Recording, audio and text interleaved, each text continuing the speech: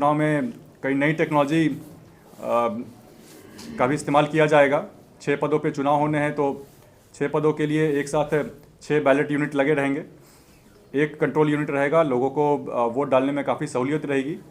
तो इसके लिए जो मल्टी पोस्ट ईवीएम की एक टेक्नोलॉजी हो गई, साथ ही साथ चुनाव में बोगस वोटिंग नहीं हो, इसको काउंटर करने के लिए फेशियल रिकॉग्निशन टेक्नोलॉजी का इस्तेमाल होगा।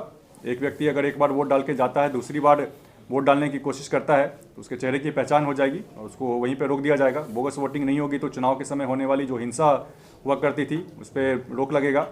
साथ ही साथ मतगणना के समय पे किसी प्रकार की धांधली की बात नहीं हो। इसको काउंटर करने के लिए ऑप्टिकल कैरेक्टर रिकॉग्निशन की टेक्नोलॉजी का इस्तेमाल होगा। चुनाव के बाद जब मतगणना होती है तो मैनुअल तरीके से तो ईवीएम से काउंटिंग होगी ही, साथ ही साथ वहाँ कैमरे भी लगे होंगे। कैमरा के माध्यम से स्क्रीन पे मतगणना होते रहेगी और डेटा साथ ही साथ प्रदर्शित होते रहेगा। तो आप मैनुअल तरीके से और मशीन कैमरा के माध्यम से दोनों का मिलान होते रहेगा तो धांधली की संभावना पूरी तरीके से खत्म होगी। धांधली नहीं हो की संभावना नहीं रहेगी तो फिर चुनाव के बाद होने वाले जो केस होते थे कोर्ट में हज़ारों की संख्या में, उस पर भी रोक लगेगा।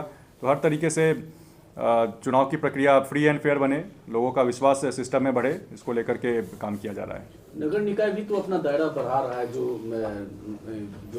पंचायतों से के भी इलाकों को भी लिया जाए। कई सारे पंचायत के इलाके जो है नगर। हाँ नहीं, वो तो नेचुरल प्रोसेस है। जिस प्रकार से जब विकास का काम होता है तो ग्रामीण क्षेत्र नगर वाले क्षेत्र में जाते हैं, विकास का वो नेचुरल प्रोसेस है। तो जो कुछ जैसे बता रहे थे, कुछ क्षेत्र जो चले गए हैं नगर निकायों में, वहाँ पे उस स्तर पे रीऑर्गेनाइजेशन परिसीमन का काम देखने को मिलेगा आपको।